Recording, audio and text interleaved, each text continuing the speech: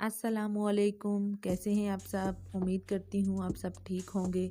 हाजिर हूँ एक नई रेसिपी के साथ। रेसिपी स्टार्ट करने से पहले मेरे चैनल को सब्सक्राइब करें, साथ ही बेल आइकन को क्लिक करें ताकि हर आने वाली नई वीडियो आप तक सबसे पहले पहुँच सके।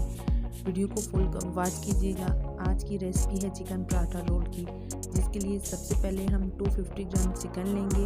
इसमें हाफ़ टी स्पून कुटी लाल मिर्च, हाफ़ टी स्पून नमक, क्वार्टर टी स्पून काली मिर्च और क्वार्टर टी स्पून ही पीसी लाल मिर्च शामिल करेंगे।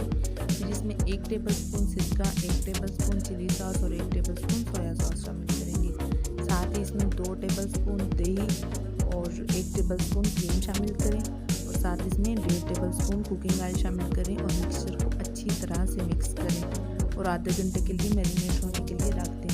अगर आपके पास टाइम ज़्यादा है तो आप इसको ज़्यादा देर के लिए भी रख सकते हैं। फिर तैयार चिकन का मिक्सचर एक पैन में डालें, साथ ही इसमें हरी मिर्च काट कर शामिल कर दें और मिक्सचर को हल्की आंच पर ढक कर रख दें और 10 मिनट तक चिकन को पकने दें। 10 मिनट बाद जब चिकन फुल कुक हो जाए तो तेज़ आंच पर भून लें। जब चिकन भुन जाए तो चूल्हा बंद कर दें और मिक्सचर को किसी बर्तन में निकाल दें और ठंडा होने के लिए रख दें। अब घर का नॉर्मल गूंदा हुआ आटा लें, इसका पेड़ा बना लें। ऑयल लगाकर पेड़े को अच्छी तरह से बंद करें और रोटी की तरह बेल लें और गरम तवे पर डालकर दोनों साइडों से पकाकर थोड़ा सा ऑयल लगाकर अच्छी तरह से फ्राई कर लें। अब तैयार पराठा लें, इस पर कोई भी अपनी पसंद की सॉस लगा लें, जैसे केचप, मायो वगैरह। फिर इस पर तैयार चिकन डालें, अच्छी तरह से पराठे पर फैला लें।